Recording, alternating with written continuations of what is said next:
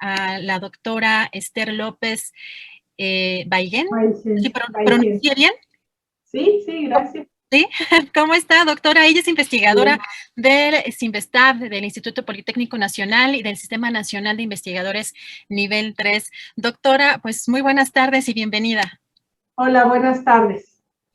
Y pues preguntarle, doctora, hay una investigación interesante, nos estaba contando, doctora, sobre el tema de la diabetes 2 y si se puede revertir, y también sobre el tema de todo lo que consumimos en México, que además hay que decirlo que muchísima comida que además a las empresas ha costado mucho meterlas en cintura. Ahora tenemos un nuevo etiquetado que sin duda ha sido un proceso muy difícil, doctora, pero pues sí estamos o hemos estado muchos años acostumbrados a consumir una gran cantidad de carbohidratos. ¿Qué nos puede decir, doctora, sobre este tema?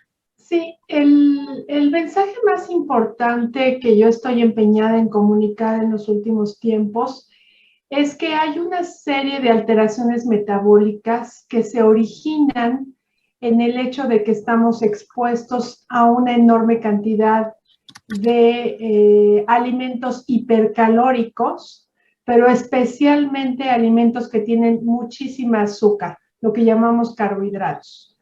Entonces, todos estos alimentos que son empacados, procesados, y los alimentos que son endulzados, ya sea con azúcar o con jarabe de alta fructosa, están ocasionando es lo que se conoce como síndrome metabólico y están modificando las respuestas que tenemos, están modificando la función de una hormona muy importante que ha sido muy importante para nosotros como especie para sobrevivir, que es la insulina. Y sobre todo el mensaje más importante es que esto se está constituyendo en un proceso toxicológico, es decir, así como yo trabajo en el departamento de toxicología y una de las cosas que vemos, lo que vemos más en este departamento, en nuestras investigaciones, es entender qué elementos a los que estamos expuestos son tóxicos y cómo son los mecanismos de esa toxicidad y cómo nos vamos a hacer conscientes de esa toxicidad, nos vamos a proteger o inclusive nos vamos a desintoxicar.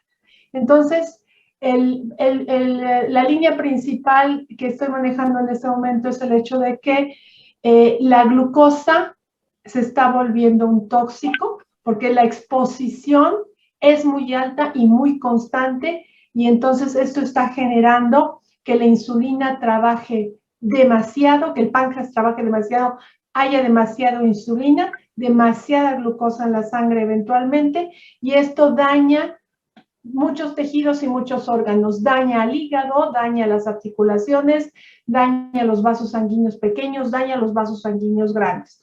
Y las manifestaciones que estamos viendo de esta glucotoxicidad e hiperinsulinemia son precisamente un exceso, una epidemia que es mucho más grande que la del COVID, de diabetes y obesidad, que en el 80% de los casos se presentan juntos, porque el 80% de la población no puede tolerar las enormes cantidades de glucosa tóxica a la que estamos expuestos en este momento con la forma de alimentación que tenemos.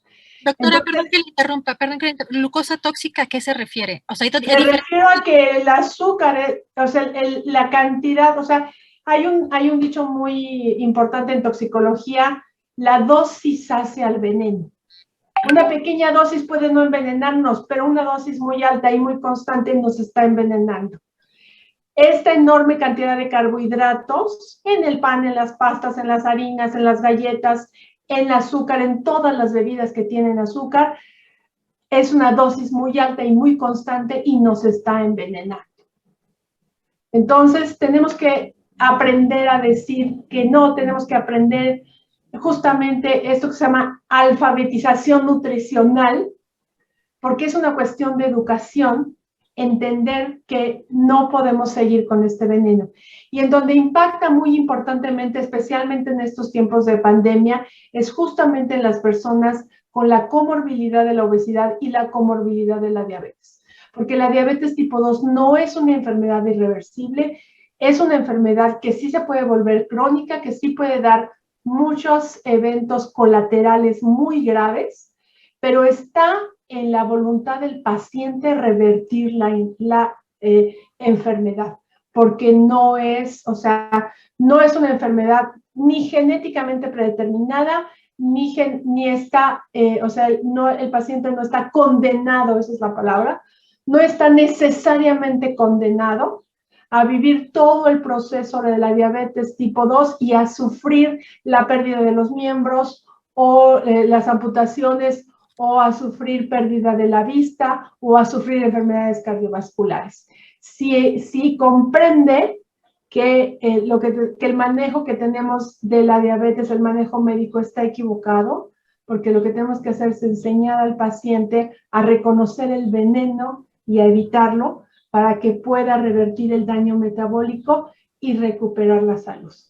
Y eso también aplica para otras enfermedades como el síndrome de ovario poliquístico, donde tenemos también una alta incidencia de diabetes tipo 2 y muy particularmente yo estoy trabajando ahora con mujeres en edad reproductiva que han padecido esta enfermedad desde que son adolescentes y que no se pueden embarazar porque el componente metabólico es terrible. Y hay otras cosas del ovario poliquístico que no podemos arreglar, pero el componente metabólico sí lo podemos arreglar. Entonces, de eso básicamente se tratan mis líneas de investigación.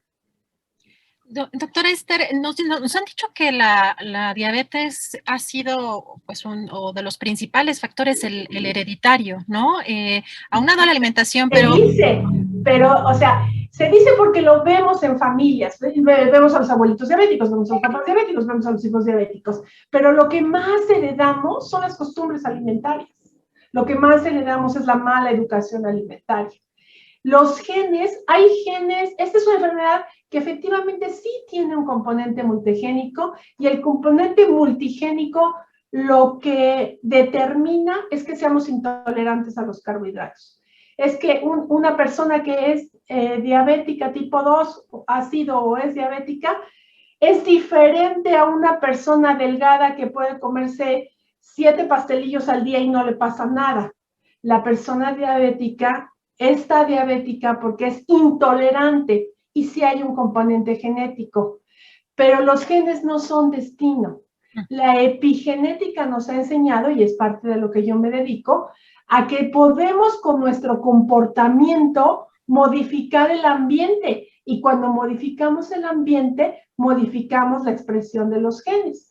Entonces, a pesar de que hayamos nacido con ese componente genético, no es una condena de por vida y sí está en el paciente y sí está en una nueva medicina y en una nueva manera de enfocar el tratamiento del paciente diabético, más en la educación, en la concientización y en la participación activa para que reconozca que el ambiente es lo que lo está enfermando más y que está en sus manos controlar el ambiente. Probablemente no 100% del tiempo, probablemente no lo logre de un día para otro, pero es perfectamente lograble.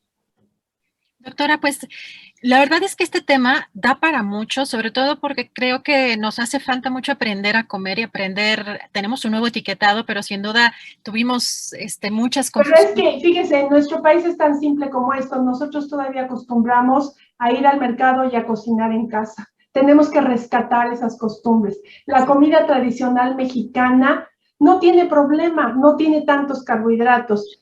El problema, como les digo a mis pacientes, es si viene en una bolsa, si viene en una caja, si se produjo en una fábrica, no te lo comas, porque seguramente está lleno de carbohidratos y se va a comportar como un veneno para ti. Entonces, sí, una buena parte de lo que hay que enseñar es regresar a este tema de que en México, afortunadamente, todavía podemos comprar comida real y no es tan cara. ¿Sí? Es cierto que la industria pone las cosas muy ricas, muy a la mano y muy baratas, pero no es tan barato si lo comparamos con la comida real y sí podemos recuperar esas buenas costumbres de la buena comida mexicana que nos pueden ayudar a salir del problema. Así es, barato, pero nos sale caro a la salud. Así es, claro. Doctora, si nos permite, mantenemos la comunicación para, pues, seguir hablando de estos temas que nos hace falta mucho, pues, aprender de estos temas, doctora. Pues, por hoy le agradezco mucho su participación. Muchísimas gracias. Espero que sí. Hasta luego. Gracias, doctora. Bye.